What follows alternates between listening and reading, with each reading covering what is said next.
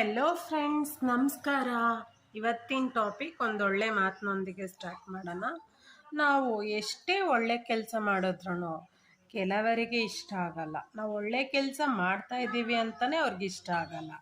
ಒಳ್ಳೆ ಮನಸ್ಸಿಂದ ನಾವು ಕೆಲಸ ಮಾಡ್ತಾ ಇದ್ದೀವಿ ಅಂತಲೇ ಅವ್ರು ಇಷ್ಟಪಡೋದಿಲ್ಲ. ಅದು ನಮ್ಮಿಂದ ಒಳ್ಳೆ ಕೆಲಸ ಜರುಗ್ತಾ ಇದೆ ಅಂತಲೇ ಅವ್ರಿಗೆ ಇಷ್ಟಪಡೋದು.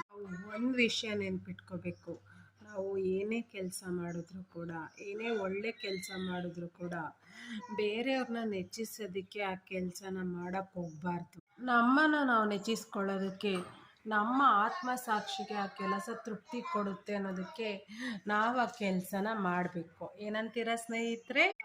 ಅನಗತ್ಯವಾಗಿ ಬೇರೆಯವ್ರಿಗೆ ಹರ್ಟ್ ಮಾಡೋದು, ಬೇರೆಯವ್ರ ಬಗ್ಗೆ ಕೆಟ್ಟದಾಗಿ ಮಾತಾಡೋದು, ಬೇರೆಯವ್ರ ಬಗ್ಗೆ ಕೆಟ್ಟದಾಗಿ ಬಿಂಬಿಸೋದು ಅದು ಆಗೋದಿಲ್ಲ.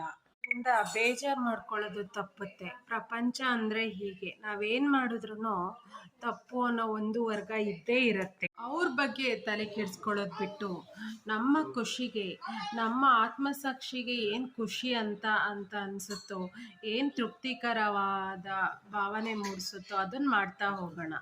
ಆತ್ಮಸಾಕ್ಷಿಗಿಂತ ಬೇರೆ ಬಂದು ಇಲ್ಲ, ಮತ್ತು ನಾವು ಆರಿಸ್ಕೊಂಡಂಥ ಜೀವನಕ್ಕಿಂತ ಬೇರೆ ಮಾರ್ಗೋಪಾಯ ಇಲ್ಲ ಅಂತ ಹಿರಿಯರು ಹೇಳ್ತಾರೆ.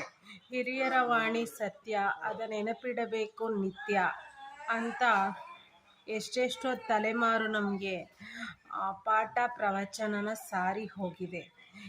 ಇದೊಂದು ಒಳ್ಳೆಯ ವಾಣಿಯಿಂದ ನಾವು ಈ ಮುಂದುವರಿಯೋಣ ಅಂತ ಹೇಳ್ತಾ, ನಾನು ಇವತ್ತು ನಿಮಗೆ ಒಂದು ಒಳ್ಳೆ ಮಾತನಾಡಿ ಜಾಗೃತಿ ಮೂಡಿಸಿ ನಾನಿವತ್ತು ಸೈನ್ ಆಫ್ ಆಗ್ತಾ ಇದ್ದೀನಿ. ಸುಮಾ ಸೈನಿಂಗ್ ಆಫ್ ಫ್ರಮ್ ಸುಮಾ.ಚುಮ್ಮಿ ಚಾನಲ್. Thank you.